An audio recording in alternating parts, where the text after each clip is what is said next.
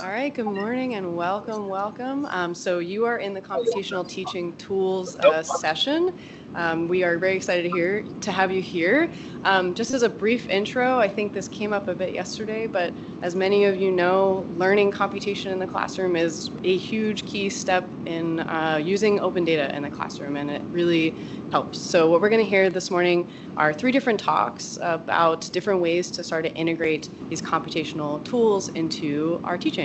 So we're going to start with Christian. Christian's currently a postdoc at RIT, but not for long. He's heading out to his next job soon, and he's going to tell us about computational sensemaking. So please welcome Christian.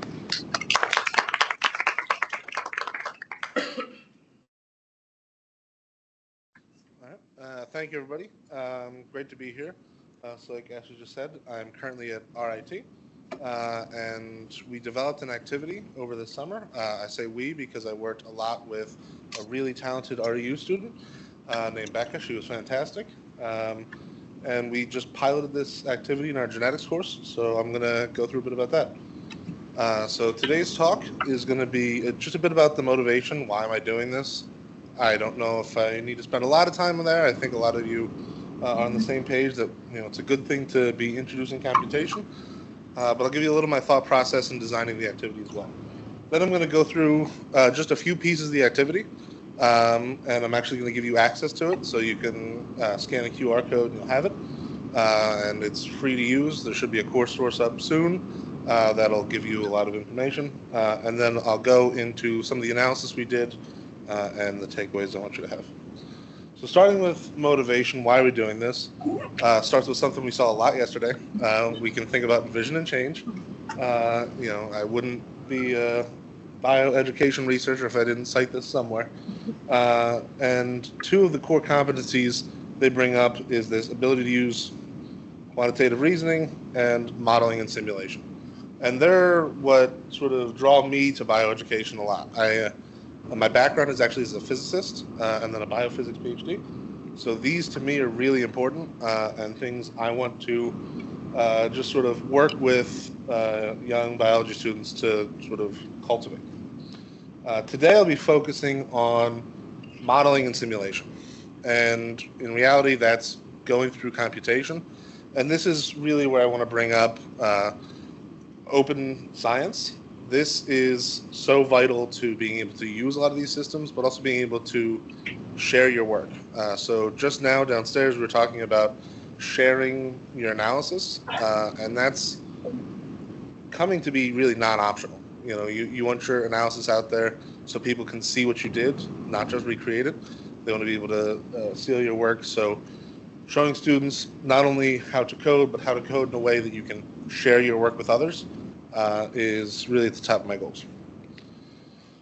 So before I can get into actually what we did, I want to just give a bit of the landscape of how a lot of modeling and simulation is done in biocurricula now. So you may have heard of something called SymBio.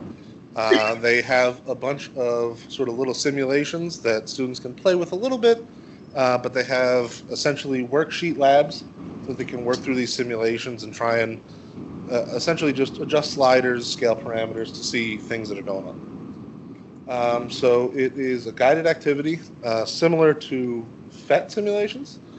So these are other simulations people can use. A lot of the times they'll design their own activities around a PhET simulation, or just let students sort of explore what's going on. So here there's a population of bunnies, and you can introduce either wolves to eat the bunnies, allow sort of there to be a food limitation to limit the population. You can see what happens. If you do nothing, the bunnies will overpopulate the world. So this is actually, I think, a really interesting part about students being able to think about where the model breaks down. And it's like, okay, we know this couldn't actually happen, so maybe our assumption of there's no limited food is really not a great assumption. It can't be like that forever. As the bunnies start to overpopulate, there's got to be a food limitation. So these are some fun, interesting activities, but from my point of view, the students are sort of interacting with something somebody else built. And I want students to be able to think through, well, how would I build something? So that's what my goal is as an educator. And to do that, There are other courses and activities that already exist that try and introduce students to modeling simulation. So there are actually many full courses. I won't go into too much detail. Perhaps that is for the best, because I wouldn't want to explain a course that someone here has already created to them. But there are full courses that will introduce things like Python, especially in the context of for biologists. And on top of that, there are other activities, many that I found in CourseSource that'll say, hey, we can introduce this fun computational topic in the context of something biological. So these already exist, and there are a few difficulties sort of putting these at scale. Not every university will be able to just incorporate, okay, let's run a new course, or we won't have the faculty that'll be able to actually run that course, or we can't bring somebody in. And for these CourseSource activities, some of them can be really disjointed. If you just sort of pick 5 out of the random bag, the students may not really see a progression or building a set of knowledge that they can relate to one another. So my long-term goal would be to have a set of information. I'll talk more about that. But in the short term, I'm starting by building one activity. And that's what I want to talk about now. What did we create? So it's called Exploring Polygenic Inheritance with Computers. That QR code will take you to a Google Colab link that will have the entire activity. And this will be up on CourseSource at some point. It's been accepted. I don't know how long that takes, but we'll figure that out. A brief overview of the activity is we're looking at polygenic inheritance. So how do multiple genes affect one phenotype? And to do that, we're using an additive model. So if there's 3 genes, we're saying they can all either be on or off, and if they're all on, they would contribute 1/3 to the final phenotype. So you could get 0, 1/3, 2/3, or 1 full phenotype. And we're doing it in the context of the development of skin tone. We really like this example because, 1, it shows that race is not a biological concept. And 2, it's really visual. It's really something students can understand easily, and we can create it in a way they'll see. So I said this is in a Google Colab, so for those of you who haven't opened it, we actually build it like a Python notebook, but they don't need to download anything. This is just essentially go to a website, and you can have a Jupyter notebook, any sort of R Markdown, and build in code, build in explanations, and work through students without that activation barrier of let's all download it on our computer. Okay, half of us have had problems. Let's try and figure this out. Here's an overview of the entire task. There are 6 parts. Right now I'm only going to talk about parts 2 and 3, but I'd love to talk more if you want to learn more. In the beginning, there's just sort of a short video that's just how do you run a cell. I know to just hit Shift-Enter, but students are not going to know that. Then we introduce students to reading code, editing code, and then getting into higher skills like interpreting data, trying to apply a model, and really one of my favorite sections recently added is this evaluation portion, where they want to really critically think about what do we put in our model, and this is where I think we can build further. But to start with part 2, looking at one gene inheritance, we've pre-written everything to work for them. They can just hit Shift-Enter through and it'll all run. Hopefully they read it. In practice, we actually found that our genetics class was reading what we'd written for them, so that was a great plus. And we have them reflect with questions inside our notebook on things like, what does this print function do? Look at the output. What is going on? What is this display function we wrote for you doing? And they're learning about things in this program. So, for example, we have a function that we wrote in. This is object-oriented, so they're creating a person object, and they can display a pedigree. So if they just type display pedigree, and they have a set of people in there, it'll create a pedigree with those people. We can run a simulation where, in this case, Jayla and Bob have 4 children, and we'll say, okay, here's the skin tone of Jayla and Bob's 4 children. Or we can create this Punnett square where we have, what would be a simple one, easy to do by hand, a 2x2 Punnett square for Jayla and Bob. But this works in principle when we add a ton more genes, ways you would never do by hand. When we get to section 3, that's when we have the students actually start to have blanks in their code or intentionally written errors they have to deal with and try and be comfortable with seeing an error and figure out how to solve it. And then this last portion is reading simulations and comparing them to predictions, which we find to be a really important piece. So you'll actually see here, we gave them Alice and Carl, but there's these other people, Sam and Avery, where they have to create a genome or actually say, use this reproduce method. What would they write? A lot of the code is above them, so they'll be able to scroll up, copy and paste and down, but they have to think through that process. To write a genome, we've given them the chance to see a hint here. So this is hidden from them, but if they're really struggling, they can open this up to interpret this nested list structure. So we have genes to be lists within a larger genome list. Is how we have written it. So that is our activity, and I just want to get to some of the big takeaways. The first I want to talk about is just some of the quotes I got from students, some of these preconceptions. And this first one might, actually I think this, I moved to the second one, might be my favorite. I don't feel like I did any coding. All I did was Google things and copy and paste.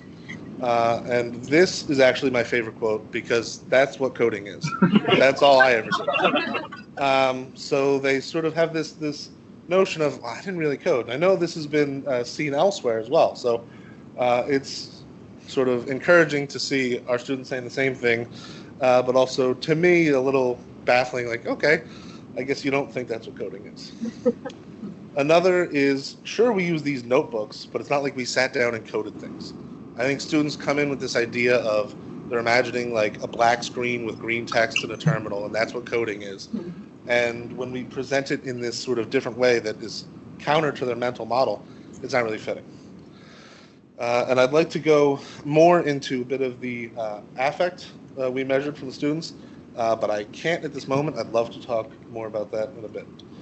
I will get to the portion of this talk that actually matches the title, where we're talking about sense-making, and that's our specific research question, which is how are students making sense of computation and biology when doing this activity?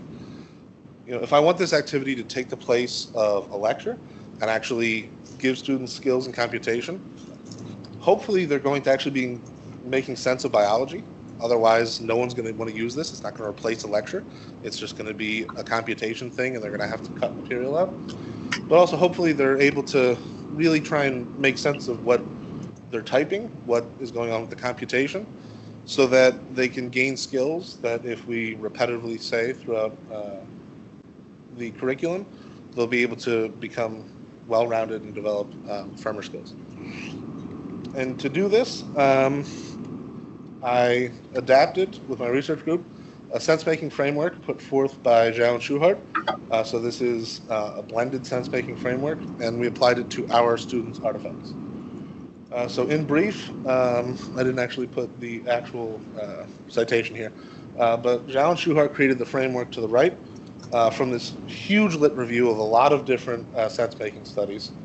And what I want you to think about right now is they have these two dimensions, science sense-making and mathematics sense-making. And it has, these different categories, but a lot of the ways you can think about these categories is as a continuum, a spectrum. So are you just labeling what you see, or are you thinking mechanistically? So there's this idea of each one of these new categories that we can define, and we have redefined for our particular purposes, will sort of be an increase in a sense-making level, where realistically, we want students to be thinking mechanistically if they can, but that's not going to happen in every problem. Not every problem even warrants that. And similarly for mathematics here, sorry, I'm having trouble with the laser pointer. You can think procedurally, am I just following the steps that are given to me, or do I know a conceptual basis? So they're creating these continua, and we have redefined these, and I'd be happy to talk about that later, into how they'd fit in computational. So we took those math sense-making categories and moved them to computational sense-making. And for the science categories, we made them specific for biology, and how that would look with biology in computation. So we coded the student answers to identify the level at which the students are making sense of a problem. And then what you're going to see next is going to be one example of how we compiled each of these answers together. So we're going to create a heat map. So that's what you're going to see over here, where if a student answered something where they were really talking about something mechanistically, but only procedurally in a computational sense, they would fall here. And we're going to tally up all the student answers for a particular question and put them on this heat map. So they have this, based on our framework here, an increase in biological sense making to the right, an increase in computational sense making down. And we did this for quite a few questions and found a few interesting things, especially about the way we ask questions and what we're invoking. But I will just show you one of these questions we analyzed just to see how they're interacting with the questions. The question, I think, is a sort of fun one. Sorry, this picture's showing up blurry. I think it's just because it was transferred to a PC off a Mac. Where we have this set of code here, and we tell the students, run this cell. Now run that same cell again and again and again. What do you see that's happening different? And in this cell, we're creating a person named Alex and then displaying them in the pedigree. But Alex is getting a random genome based on their parents, Jayla and Bob. And when you run it multiple times, the child is going to have a different skin tone each time. You know, it could be the same a few times in a row, but it's picking out of that Punnett square distribution. So we asked the students to reflect, why do you think it's changing each time we rerun this? And we got some interesting answers. So the first thing we see just by looking at this heat map, it's affording the students to, engage in mechanistic reasoning about biology. What is going on? You could think about, oh, actually we're going down to meiosis, and every time we're doing this, meiosis is going to be different. Or conceptually, when you're talking about what are they doing with the computer, they can actually think about, okay, I'm redefining this person each time I do it. So now when I'm running this code, I'm actually rerunning that simulation, printing this out. Whereas if you put those in separate lines, you could print the same thing over and over. It'll never change. An interesting finding was everyone here engaged in some amount of biological sense making. They're talking about what's going on. And we think that reflects back to how we design this activity. We forefronted our own functions that will cover biologically these person objects. So they have to talk about people to even think about this. So a few things I want to show is just some student quotes. So in this lower section, students said, Alex's genome is randomly generated given the data from the parents and the pedigree showing the various results. So they're getting at, okay, we know that this thing will give a random amount and will show various results. As we go forward here, when we're thinking about mechanistically, students are saying, well, the color is based on the combination of the genome. They said coordinates. So they're looking at these different genes, and they're actually saying, I can map each one of these to one of the different colors that Alex could be. And then they're talking about this presenting potential incomplete dominance. So thinking about, well, what's going on? How are these genes working together? And finally, they're talking about different possibilities of crossing Jayla and Bob. Each time the code is run, will show a different combination. So we have a few of these things that we'll just pepper into here. So what I wanted to say is just a few conclusions and future directions. We know our students felt more able to read and run, and they were a little less nervous about coding after this activity. I didn't get to show you that data. But students can engage deeply with both biology and computation in an activity like this. Our future goal is definitely to build more activities like this in genetics to sort of populate the course and then other courses. I have a horde of advisors to thank that I put here, as well as Becca, who was that ROU student. And I'd be happy to take any questions. Sorry, I think the talk ran a little long, so there's not a lot of time. Yeah, we've got a minute and a half. Let's go. What level of students? Yes, we did this with 300 level genetics students that are in their third year. They had taken molecular already, and they'd taken intro probably 2 years prior. But not necessarily any sort of computation. No, most of the students actually had not seen any computation before. Okay. And then the second thing was there seems to build on a bunch of like code that you've written that the students don't see. How do the students take that? Do they get confused about that, especially when they're Googling? Like, they're not going to find anything for like person dot blah. Yeah. That's a fantastic question. So, at least the one time we've run it, the students weren't really Googling anything about the particular functions we ran. I think there was a lot of examples of how to use them in there, and they were able to just sort of map back. They would Google errors a lot, Yeah. and the errors are sort of, all-encompassing. They're not telling them, oh, something they can't figure out. So in terms of what they were Googling, everything seemed okay. They did try and look under the hood, and some of them got a little frightened there. But hopefully that was the next step. We have them look under the hood and actually edit things in the assumptions we made. I think there was somebody with their hand up back there first. Did you guys, was the tagging of the responses at level, was that a human tag, or was there any sort of other analysis you guys did to tag those things? We sort of, after creating the definitions and really mapping that framework to what would we need for our data, that was all human. So we went through the response and said, which level are they sense making in? And I think this is probably time. This is time, so yeah, good to be around. Yes.